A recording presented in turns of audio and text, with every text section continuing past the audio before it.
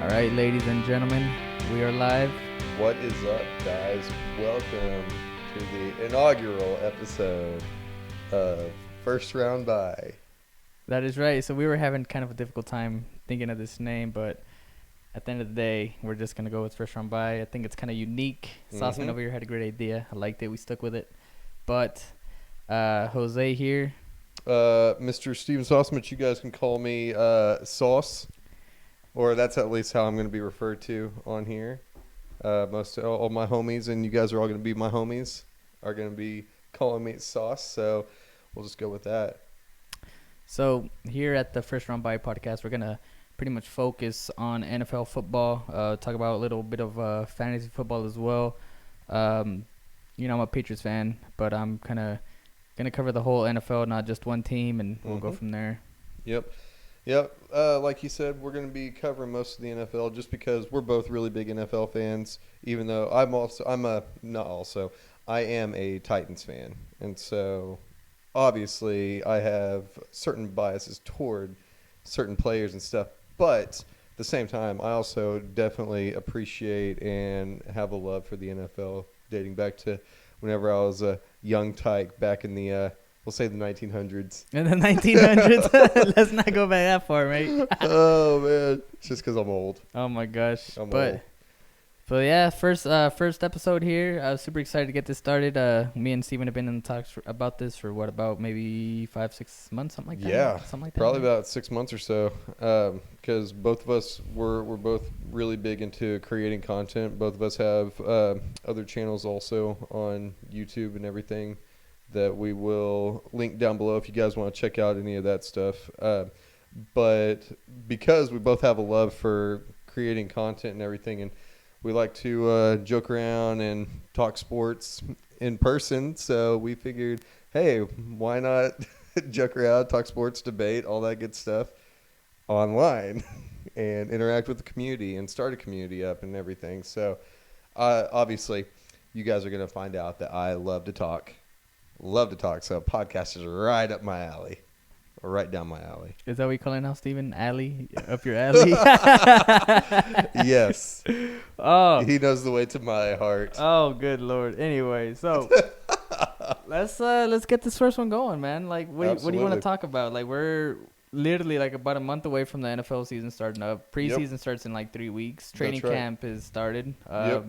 Bunch of news going on. I don't know if have you been following any of the Patriots training camp? A little bit. I actually started following like this page on Instagram, and it's all literally Patriots, news going on about training camp, stuff like that. Very nice. Mm-hmm. I'm actually a part of a message board for the Titans, and they literally we talk football, like all football, not just Titans, but we talk football all year round. And one thing that they're focusing on right now is training camp. So I've seen a few of the reports and everything, and I'm really, really, really liking what I'm hearing out of camp so far.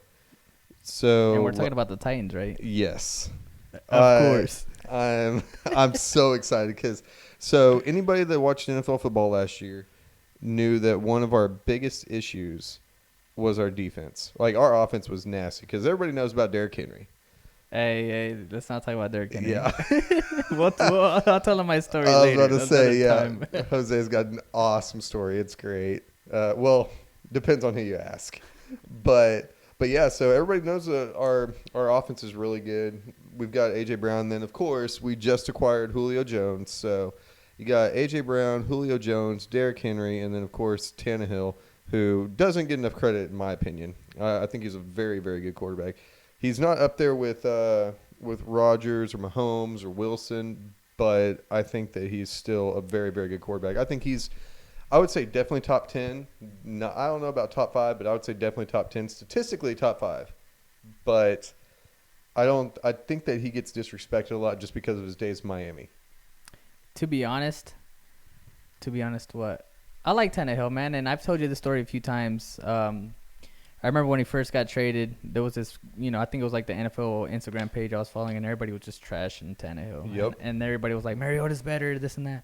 Whenever he got traded, I called it. I was like, dude, this guy's a beast. This guy's going to do so much better on the Titans, and look what happened. Oh, yeah. I I don't know. Like I like Tannehill, but the Titans, they're all about Derrick Running the ball. Henry. Yep. Derrick Henry. That's I feel like if you take away Ryan Tannehill and put in, for example, I don't know, Baker Mayfield, I wouldn't consider him a great quarterback. Maybe not just yet. I'd probably say he's Yeah, I think average. Baker's good. I don't think he's great, but I think he's good. But I feel like if you put Baker Mayfield in there instead of Tannehill, you still have the same team.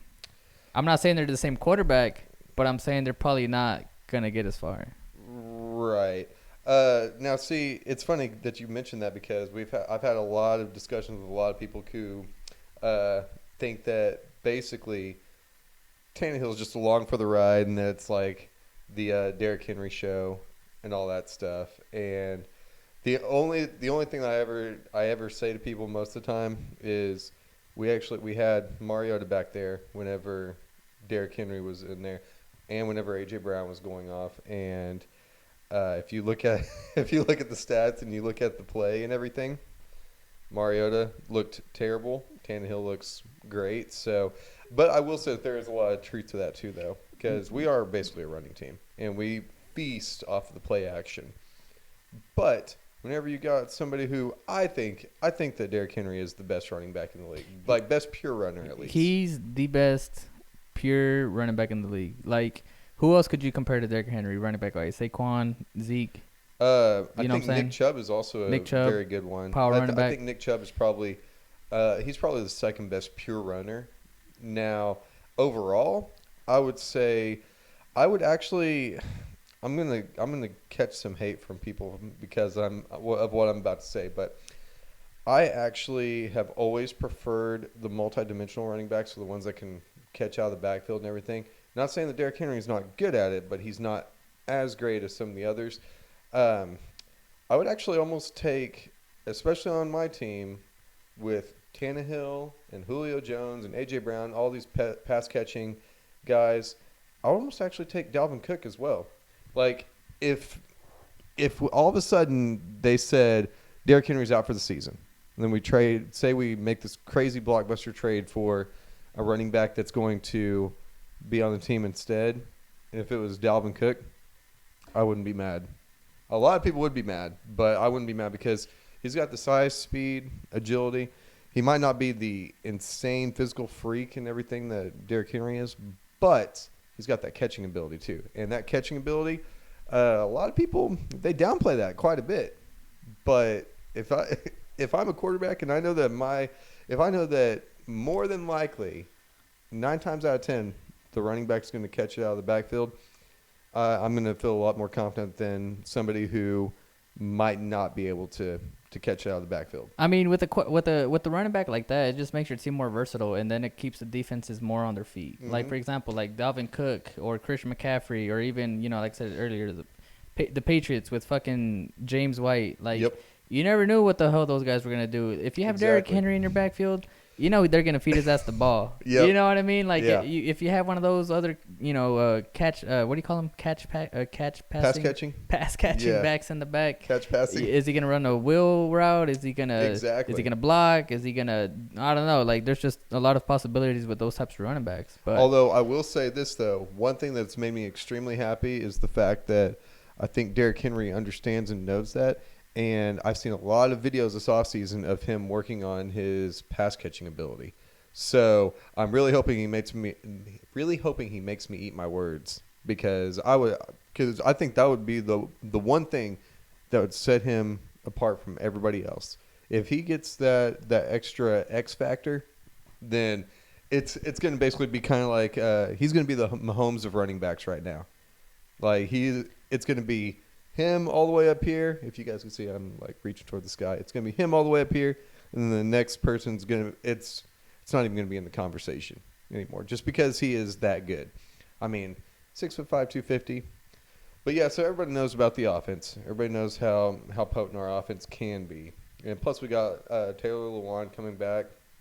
We drafted a few guys that are looking pretty good in camp right now and everything, but just this morning I read that our defensive backs have been absolutely killing it out there. And that makes me. A lot of people were like, "Oh, well, that's not good because then that means that Tannehill and Logan Woodside and Deshaun Kaiser, I think that's how you say his name. Is that the QB? Yeah, those are all.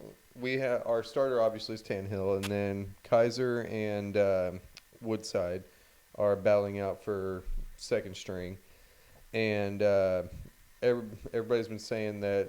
Oh, well, that's an indictment on them. No, I mean, maybe it is. I mean, but also it's just training camp right now. I'm not really worried about that. Now, what I will say that I do like is seeing that so many passes are getting either broken up or intercepted and stuff because our defense last year, oh my gosh, don't even get me started on that. I thought they were going to be so good. They looked like they were going to be so good on paper. And then each game that went along, like they would show some promise, but then it was mostly injuries because we were starting our third and fourth ranked corners Jeez. at some point, and we were going against these passing attacks like the Steelers. Wait. Does Malcolm Butler still play for you guys? No, What happened to him? I think we let his contract expire. So who did He was play just for? he was just too expensive. I think he plays for the Giants now, maybe. The Giants? Maybe. I forgot about that guy. I mean, this Yeah. past year at least. No, and he was really good. One of the main problems that he had was just that he was expensive. He was one of the highest paid players on defense. I mean, it's only because of that freaking play he pulled off in the Super Bowl. Right? But he actually developed into a pretty good corner. Yeah, he wasn't bad, but the problem also was just that he was so feast or famine. Like he would come up with a good play and he'd get burnt bad. But he was one of the better players, but he was also getting older and he was aging. So it was one of those things where they just kind of cut ties because they wanted to get younger and faster at the position. Because I mean, look at all these wide receivers. A lot of these wide receivers, they are nasty, athletic and stuff. So you got to be able to keep up with them and everything. So yeah, I've been following a lot of the training camp stuff. Really excited about how everything's looking, how everybody's looking and stuff. Get me super excited for the season because as of right now, it seems like the Titans are going all in. Plus, I'm sure that you may have seen it already. I think you may have shared it on social media. But Carson Wentz going down. Oh, yeah. So I'd never wish injury on anybody. I hope that he has a speedy recovery and everything, and I hope it's not as bad as it's seeming. right. But at the same time, he's also in my division, so that weakens a divisional opponent. And so, I mean, and like you said, I'm not wishing injury upon anybody. Like I want everybody at their full strength. Mhm. I'm not one of those guys that's like, I'm glad this player and this player isn't playing. Like, no, I want the best of the best on the field and gives us the best possible outcome and the best game or whatever. exactly. But what I'm trying to say is this opens up room for Mr. Sam Ellinger to come in, hopefully, and compete for that number one spot. I'm a huge Texas fan as well, so to see Sam. Oh, did they draft him? Yeah, they drafted him, Oh, so he might get a shot at QB1, and I mean, even if he fails, I'd like for him to get a shot. You know what I mean? Right. I feel like he was really overlooked. Especially now, everybody hates on Texas, which I get, but at the same time, I don't. Like, yeah, we've sucked for the past decade, but I mean, come on, like, Right. I don't know. I just feel like Texas gets a lot of unnecessary hate. I don't know, but I'm just really excited for him to get his opportunity. And That is really cool. I didn't realize that he was drafted by the Colts. yeah, he was drafted by him. I can't remember what round it was, but and it's a sad story too because his brother, he also played for Texas. I think his name was Jake. He was a linebacker, I believe, and he actually just passed away maybe about a month ago. Oh, wow. Yeah, so I know Sam's kind of like in a rough spot right now, probably. So I'm Right. happy that he can potentially get that QB1 spot over in Indianapolis. Yeah. I think he's going to be battling out with Jacob Eason. I think he might already have the spot secured. I'm not gonna say secured. It's still training camp, but I think he was taking reps as QB1. What's his name? Jacob Eason? Yeah. I saw him Yeah. on I think ESPN. Yeah, the I other mean, day. well, and Jacob Eason was the guy. I think they drafted him in the second round or something like that. Mhm. So I think they drafted him in a higher round than the. And former was it Texas this QB. last draft too? Yeah. Dang, so they draft two QBs. I mean, well, whenever you have your franchise QB retire before the season starts, and everything, and then you're left with Phillip Rivers. I think that's how it went down. What are we talking about? So Phillip Rivers, he played this one last year and then retired. He just played for Indy for 1 year. 1 year, then retired. And then retired again. Well, no, he didn't retire. I think they picked up Rivers because Andrew Luck retired. No, that's right. Andrew Luck retired 2 years ago, Mm-hmm. or a year ago, and then they picked up Phillip Rivers, right? Yeah. Is it like right after another? I kind of forgot. Yeah, because no. they had Jacoby Brissett. Luck for retired. Then they used Brissett, didn't they? Yeah, they used Brissett for a year, and then Phillip Rivers came in. And then Phillip Rivers free agency. Yep. Okay. Yeah, I'm getting my. And he actually, other than his patented back-breaking interceptions at the worst possible times, like Phillip Rivers is a gamer. He's ridiculous. He's always, in my eyes, he's always going to be a really good quarterback. Phillip Rivers? Yeah. Yeah. But he was also known for, especially in San Diego, he would always he was such a gunslinger that he would get you about 3 or 4 touchdowns, but he'd also possibly get you about 2 or 3 interceptions. And those interceptions always happened at like the end of the game whenever he was trying to drive down for the game-winning touchdown and stuff like that. So, but I really liked Phillip Rivers. I thought that he was an okay quarterback last year, but he did ruin a lot of games for them. Yeah. But he had such a weird throw. Like it was kind of like a sideways throw. Yep, he's got that weird side. I mean? It was weird. But what was funny was I was really interested to see how he was going to do on the Colts, especially since whenever he was in San Diego, he had, I believe, Vincent Jackson and who was the other really tall wide receiver? I know that he had 2 6'4", 6'5" like wide recently or back no, in the day? back in the day. I can't remember, to be honest with you. The only one I really remember is Vincent Jackson because I definitely remember him. Like everybody was always saying, well, all he's got to do is just toss it up because he's got his 2 starting wide receivers are 2 6'5" mountains. So all you got to do is just throw it up there. Right. But yeah, so I'm like seeing all this training camp stuff happen. Obviously, you don't ever want to see the injuries happen because then that weakens teams and everything. But I mean, always next man up. Like you always got to go with the next man up, and Always got to be ready, man. Next and man. hopefully, the way that you figure out how good your GM is by how good the depth is. Whenever things get, the only exception is usually quarterback because quarterback is such. Like, man, if your franchise quarterback goes down, your season might as well be over. Pretty much. And that, it's such a terrible thought. That's why I always cringe anytime Tannehill gets sacked or anytime a franchise quarterback gets sacked. That's also why they protect quarterbacks so much. Right, but yeah, I agree with you. But what was I gonna say? Oh yeah, so in your opinion, who would probably be the best backup quarterback in the league right now? I would say Ryan Fitzpatrick. Is he a backup or is he the starter? He's more so whenever he's a backup. Well, okay then. If we're gonna go purely backups, well, because because they got Taylor. What's his name? Taylor something. The guy that played last year in the playoffs. Taylor something. You're not talking about Tyrod, are you? No. They got Tyler Heineke or some crap like that. I don't know how to pronounce the last name. Oh, yeah. Remember he like balled out, but I'm not sure if they're gonna go with Fitz or him as a starter. But I don't know. Very wait, interesting. he's playing for Washington football team now. Yeah. That's you talking about Fitz, right? Yeah. Yeah. I forgot that he was playing for. Who'd you think? Miami? Yeah, I thought it was still Miami. Yeah. But hey, man, I'm probably gonna cut this episode a little bit short. My laptop's actually at 6% with my. God. Of course it is. With my cord nowhere in sight, so we just wanted to get out here and kind of introduce ourselves and kind of tell you a little bit about the podcast and kind of kick things off. About a month away from football. Yep. Just stick around, man. We're excited. We'll be giving unbiased opinions. If you guys want to jump in the comment section and argue with us or let us know what you think, feel free to do so. Yep. Anything against me is completely wrong, though, so just letting you know in advance. Because I know everything.